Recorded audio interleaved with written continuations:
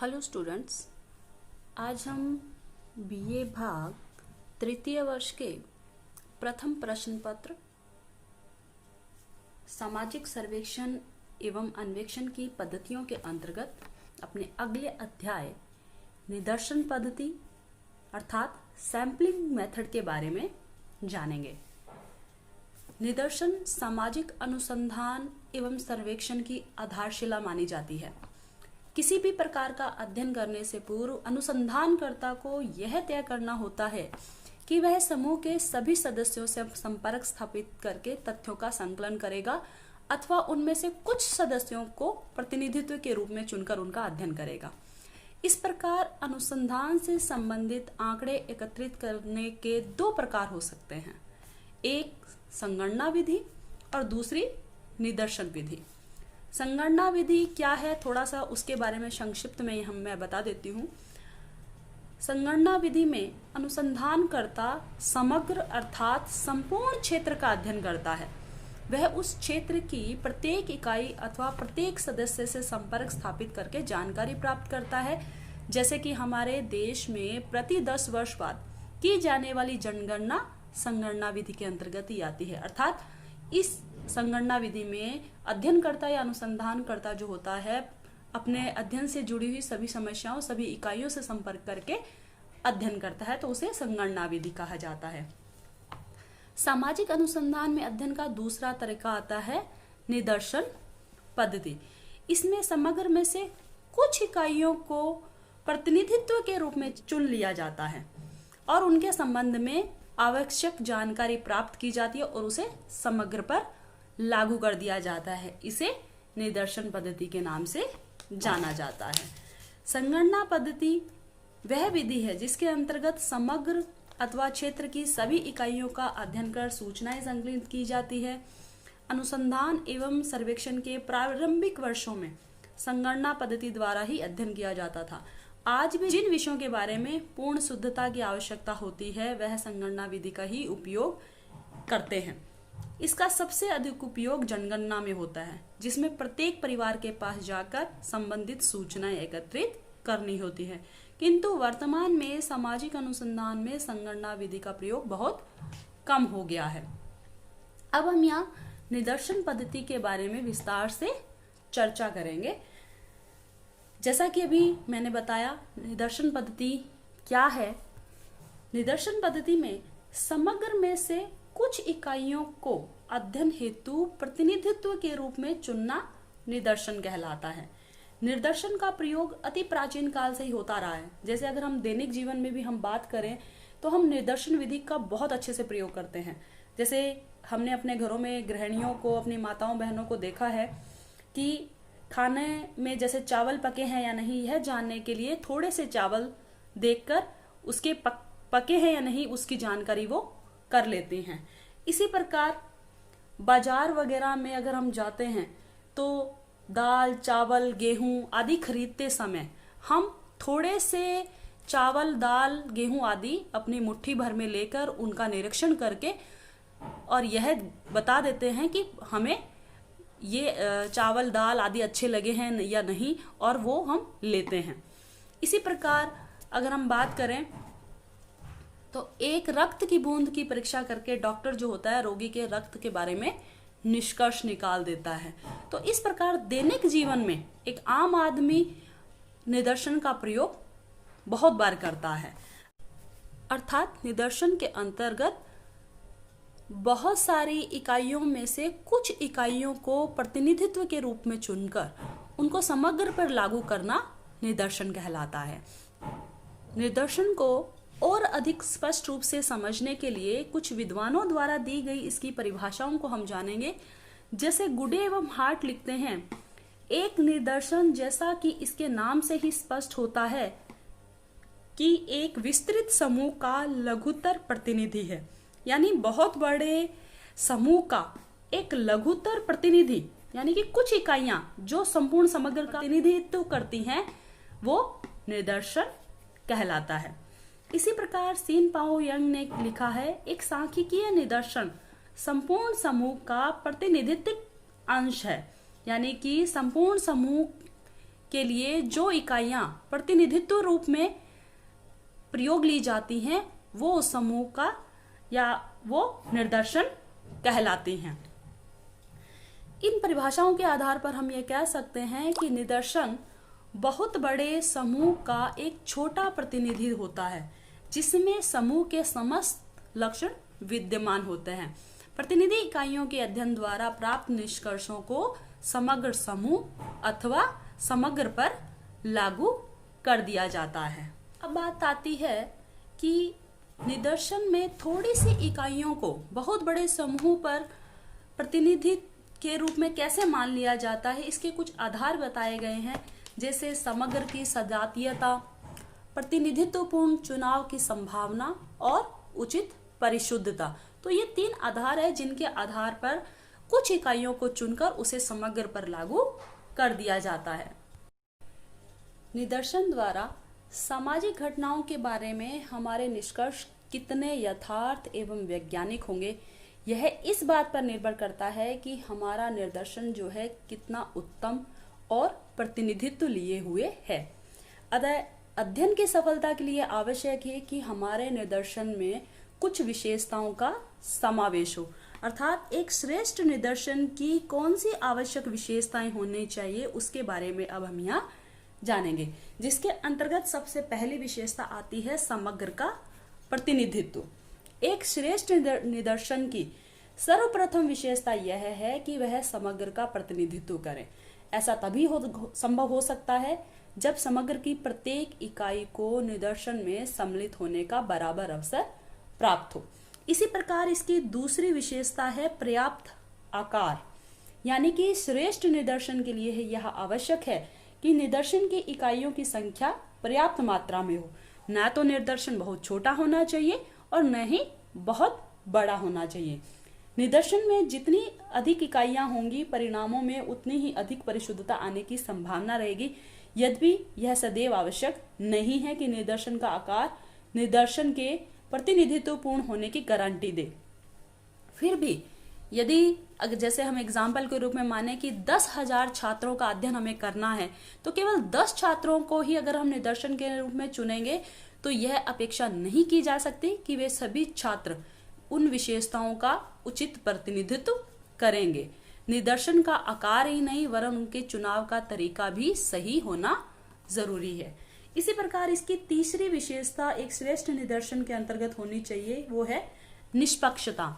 एक श्रेष्ठ निदर्शन को पक्षपात एवं मिथ्या झुकाव से स्वतंत्र होना चाहिए, अन्यथा वह प्रतिनिधित्वपूर्ण होने का दावा नहीं कर सकता। निदर्शन का चुनाव करते समय इस बात का ध्यान रखना चाहिए कि अनुसंधानकर्ता की रुचि, स्वार्थ, सुविधा, स्वेच्छा उसमें समाहित न हो, यानी कि उनसे परे हटकर निदर्शन का चुनाव करना चाहिए। इसी प्रकार इसकी अगली विशेषता आती है साधनों के अनुरूप। एक प्रतिनिधित्वपूर्ण निदर्शन वह है जो अनुसंधानकर्ता के पास उपलब्ध साधनों के अनुरूप हो। साधनों को ध्यान में रखकर ही निदर्शन की संख्या, प्रकार और चुनाव विधि का भी निश्चय किया जाना चाहिए। इसी प्रकार इसकी अगली विशेषता जो एक श्रेष्ठ निदर्शन को बताती है वो है उद्देश्यों के अनुरूप। एक श्रेष्ठ निदर्शन वह है जो अनुसंधान के उद्देश्यों के अनुकूल हो। उदाहरण के लिए यदि हम कोई वस्तु विशेष से जुड़े हुए श्रमिकों की आर्थिक और सामाजिक स्थिति का अध्ययन करना चाहते हैं, परंतु हमने हमारे निदर्शन में ऐसे श्रमिकों का चयन कर लिया है जो उस वस्तु विशेष से संबंधित ही नहीं है, तो हमारा निदर्शन जो है व्यर्थ हो जाएगा। यानी कि हमें ऐसा ही निदर्शन चुनना चाहिए जो हमारे उद्देश्यों के अनुरूप हो या विषय के अनुरूप हो। इसी प्रकार इसकी अगली विशेषता है व्यवहारिक अनुभवों पर आधारित। इसके अंतर्गत हम ये कह सकते हैं कि एक उत्तम निदर्शन का चयन करने के लिए हमें अन्य अनुभवी अनुसंधानकर्ताओं, अध्ययनकर्ताओं के अनुभवों का भी उपयोग करना चाहिए। यदि जिस क्षेत्र का हम अध्ययन कर रहे हैं उसका पूर्व में भी किसी ने अध्ययन किया है तो उससे संपर्क करके उसके अनुभवों को भी जानना चाहिए, उनका भी लाभ उठाना चाहिए। इस प्रकार से इसी प्रकृति के यदि कोई अन्य अनुसंधान किए गए हैं तो उनके प्रतिवेदनों आदि को भी हमें पूरा समझ लेना चाहिए, उसका ज्ञान भी हमें कर लेना चाहिए, जिससे कि हमारा जो निदर्शन है वो अधिक श्रेष्ठ हो सके। इसी प्रकार इसकी अगली विशेषता है स्वतंत्रता। समग्र की सभी इकाइयां आपस में स्वतंत्र होनी चाहिए, अर्थात निदर्शन में किसी इकाई का सम्मिलित होना या किसी अन्य इकाई का दूसरी इकाई पर निर्भर होना यह नहीं होना चाहिए। दूसरे शब्दों में समग्र की प्रत्येक इकाई को निदर्शन में चुने जाने की स्वतंत्र एवं समान अवसर प्राप्त होने चाहिए। तो इस प्रकार एक श्रेष्ठ निदर्शन में ये आवश्यक विशेषताएं हैं जो उसमें होनी चाहिए। अगर ये विशेषताएं होती हैं तो हमारा निदर्शन निश्चित रूप से उचित होगा एवं श्रेष्ठ होगा। स्टूडेंट्स, अब हम निदर्शन पद्धति के अंतर्गत निदर्शन चुनाव प्रणाली के विभिन्न जो चरण हैं उनके बारे में जानेंगे। निदर्शन का चुनाव भी उत्तम निदर्शन का ही एक पक्ष है। यह एक तकनीकी प्रक्रिया है जिसके लिए अनुभवी और प्रशिक्षित व्यक्तियों की आवश्यकता होती है। अर्थात निदर्शन के चुनाव में कुछ चरणों से हमें गुजरना पड़ता है, जो कि बहुत ही सावधानी पूर्वक और प्रशिक्षण के द्वारा किया जाए तो एक अच्छा और उत्तम निदर्शन का चुनाव हो सकता है। इसका पहला चरण जो निदर्शन के चुनाव की प्रणाली का आता है वो है समग्र का निर्धारण। अर्थात जिस समूह या क्षेत्र से निदर्शन का चुनाव किया जाना है उसे समग्र कहा जाता है। निदर्शन निकालने का सर्वप्रथम चरण होता है कि समग्र को तय कर लिया जाए कि हमारा समग्र क्या होगा। समग्र हमारे दो प्रकार के हो सकते हैं, एक निश्चित और एक अनिश्चित। निश्चित समग्र की इकाइयों की संख्या एवं गांव अथवा नगर की जनसंख्या भौगोलिक सीमा तय होती है। उदाहरण के लिए एक महाविद्यालय के छात्रों की संख्या, एक गांव या नगर की जनसंख्या और भौगोलिक सीमाएं जो होती हैं जैसे निश्चित होती हैं। ऐसे समग्र की इकाइयों को हम निश्चित रूप से जान सकते हैं, लेकिन कई बार समग्र की इकाइयां जो होती है वो अनिश्चित भी होती हैं। उदाहरण के लिए लक्स साबुन का प्रयोग करने वाले या फिर राजस्थान पत्रिका पढ़ने वाले पाठकों की संख्या अनिश्चित है। अनिश्चित समग्र की भौगोलिक सीमा भी नहीं होती। ऐसे समग्र की अनिश्चितता का कारण इसकी निरंतर परिवर्तनशीलता भी होती है। अतः निदर्शन चुनाव से पूर्व हमें समग्र का निर्धारण कर लेना चाहिए कि हमारा जो समग्र है कोई भी भौगोलिक इकाई, गांव, नगर, समुदाय या एक सामाजिक घटना क्या होगा और वो निश्चित उसकी संख्या, उसका भौगोलिक क्षेत्र क्या होगा आदि हमें समग्र का निर्धारण कर लेना चाहिए। उसके बाद बात आती है निदर्शन की इकाई का निर्धारण।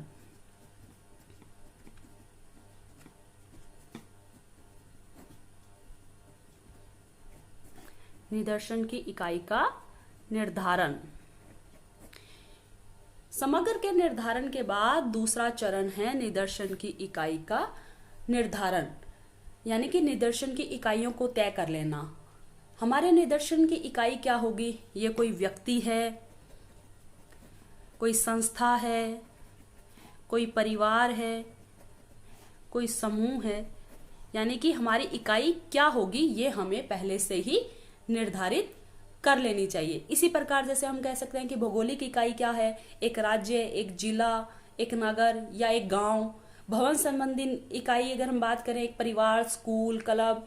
समूह संबंधी अगर इकाई की बात करें, परिवार है, स्कूल है। व्यक्तिगत इकाई बात करें कि वो व्यक्ति, स्त्री, पुरुष, श्रमिक, छात्र, अध्यापक क्या है। तो इस प्रकार से हमें निदर्शन की इकाई का निर्धारण कर लेना चाहिए। इसी प्रकार इसका तीसरा चरण है स्रोत सूची।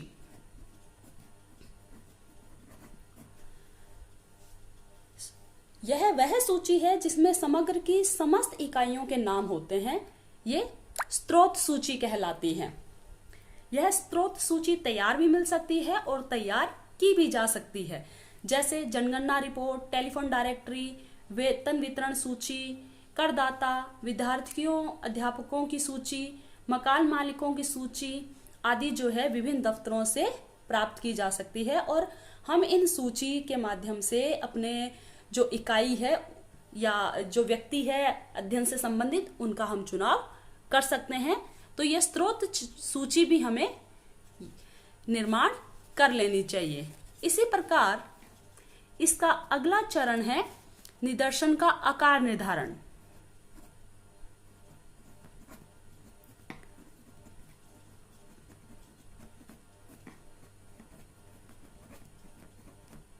निदर्शन का आकार निर्धारण यानी कि निदर्शन की प्रक्रिया का यह चौथा चरण होता है, जिसके अंतर्गत निदर्शन का आकार निर्धारित किया जाता है। निदर्शन का आकार बहुत छोटा या बहुत बड़ा नहीं होना चाहिए, वरन समग्र की संख्या और उसकी प्रकृति के अनुरूप होना चाहिए।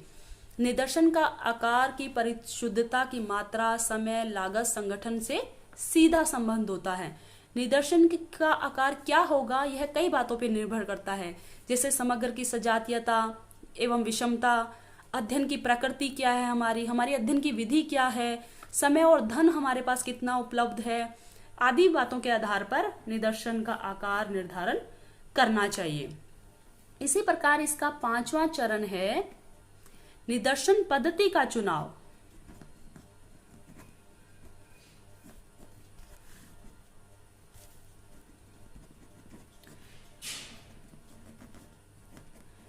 निदर्शन पद्धति का चुनाव निदर्शन प्रक्रिया का यह अंतिम चरण है कि निदर्शन निकालने के लिए किस विधि का प्रयोग किया जाए। निदर्शन पद्धति का चुनाव अध्ययन की समस्या, समग्र की प्रकृति, समय, धन, कार्यकर्ताओं की उपलब्धता आदि पर निर्भर करता है। निदर्शन पद्धति ऐसी हो जिसका प्रयोग आसानी से किया जा सके तथा निदर्शन निकालने में पक्षपात भी नहीं हो।